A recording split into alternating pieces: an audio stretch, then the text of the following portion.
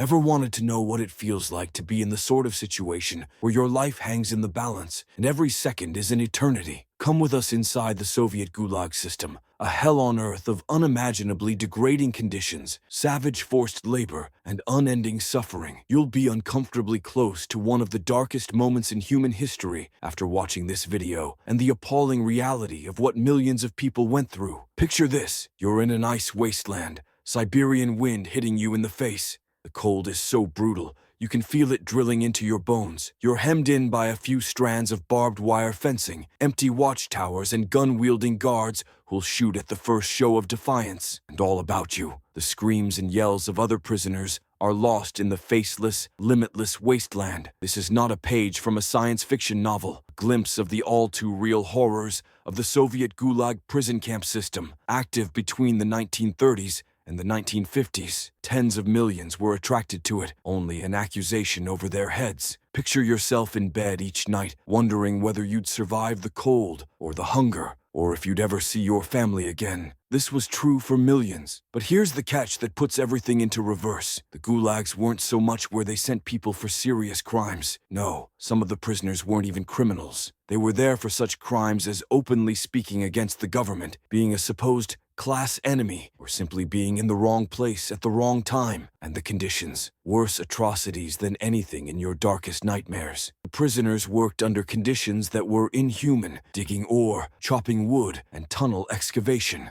The work often broke them physically, and some of them did not survive long enough to see a glimpse of the world outside prison bars. Physical brutality was not what killed them. Psychological devastation at having all of their human rights, all remnants of dignity stripped from them. One of the inmates, Alexander Solzhenitsyn, an 8-year veteran of the Gulag, wrote about his ordeal in the book, The Gulag Archipelago, bringing this stinking system to light for the entire world to see. He documented how the inmates were beaten, starved, infected, and made to confess crimes they had never even committed. Solzhenitsyn documented the atrocities of the Gulag, and his voice still echoes today. Life in the Gulags is appalling. The system was not a cluster of prisons. Over 475 camps stretched across all of the Soviet Union, some on the colder northern fringes of the nation. One of the most dismal was probably the Vorkuta camp, where the inmates endured temperatures that routinely dropped as low as minus 40 degrees Fahrenheit. In Vorkuta and in other places, prisoners got cold.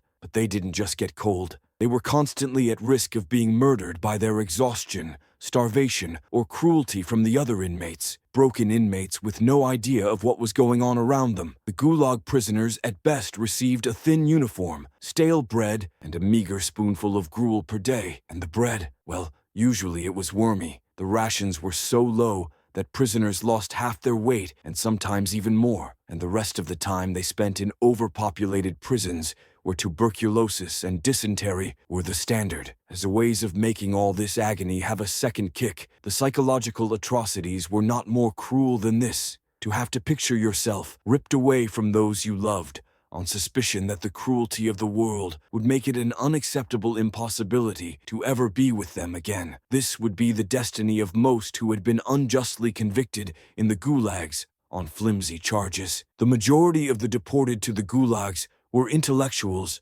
artists, and political activists. What did they do wrong? To have criticized the regime, or to have been enemies of the state? Who then were deported to the camps? Not only the so-called criminals, anyone the Soviet regime saw as a threat, real or imagined. Take the example of Anna Politkovskaya, a journalist who documented Soviet savagery. She was caught up in Stalinist purges, not because of anything that she had done, but because she had used a word. She was part of the millions who were rounded up into the Gulag and never heard of or seen once more. Her death, however, was no isolated incident. Tens of thousands of everyday citizens were taken into custody, tortured, and systematically murdered for even minor violations. And, naturally, the slave laborers. The Gulag camp system at its height had over 2 million prisoners working in the mines, labor in the forests, and building. It was slave labor, however, and paid if paid at all, on the very best of days for nothing. By and large, comparatively few Freedom Day lived to see. What do we learn then of the Soviet Gulag system? Aside from the millions who were lost, the lesson of the Gulags is pain, fear, and trauma. But most importantly, perhaps, is the lesson that it teaches us about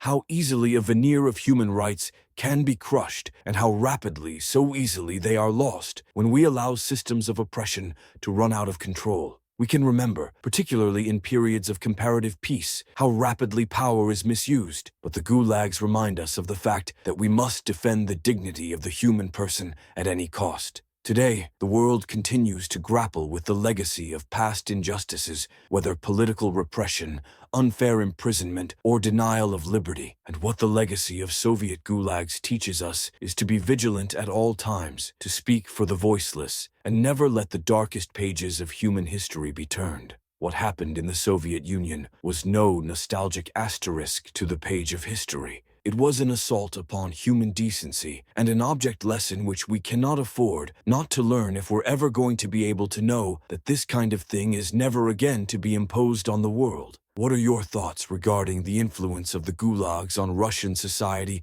and the global world? Share your comments and thoughts below. If this video moved you, then please share it so others can learn about this dark stain in history. Don't forget to subscribe and like for more history deep dives such as this one. Thanks tons and see you in the next video.